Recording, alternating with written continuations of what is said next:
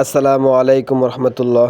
আলহামদুলিল্লাহ, আমি মসজিদে চাকরি নিয়েছি, সাথে একটা দোকান দেই। দোকান থেকে পাশাপাশি মসজিদে খেদমত করি।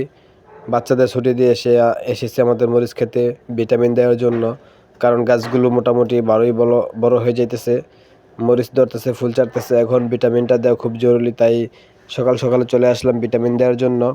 প্রায় 780 টাকার ভিটামিন কিনা নিয়েছি।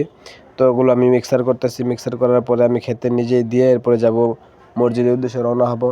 মসজিদ থেকে আবার যাব দোকানে। তো আপনারা জানেন যে আমি খামার সেক্টরে কিছু কাজ করতেছি। কোয়েল পাখি, হাঁস, মুরগি, টাইগার মুরগি এবং গরু। তো সব কিছুই তুলনামূলকভাবে অল্প করে করতেছি, পরীক্ষামূলক করতেছি। কোনগুলোতে ভালো প্রফিট আসে সেগুলি পরবর্তীতে বাণিজ্যিক আকারে করব।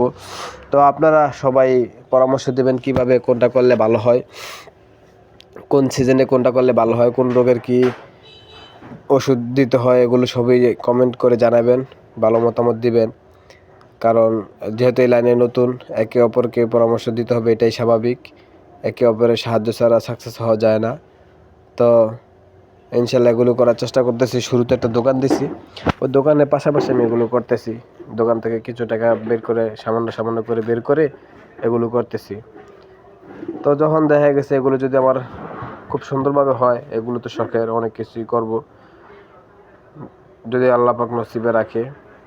তো ভিটামিনগুলো মিক্সার করতেছি হাত দিয়ে, কাশিটা যেহেতু হইতেছে না, ভিতর দিয়ে দলাদল থেকে যায়। শীত অনেক রোদ উঠছে, তাই শীত অনুভব করতে পারতেছি না রোদের কারণে। এরপরে আরও কিছু শৌখিন মুরগি উঠাবো ইনশাল্লাহ আমি। তো আপনারা সকলে আমার জন্য বিশেষভাবে একটু দয়া করবেন। এটা হলো আমাদের মরিচ ক্ষেত। তো এখন আমি ভিটামিন দিতেছি। ওই যে সাদা সাদা দেখা যায়, ওগুলো ফুল, মাসাল্লাহ, দুটো মরিচও হয়ে গেছে। পাশে আমার চাচা সরিষা ক্ষেত।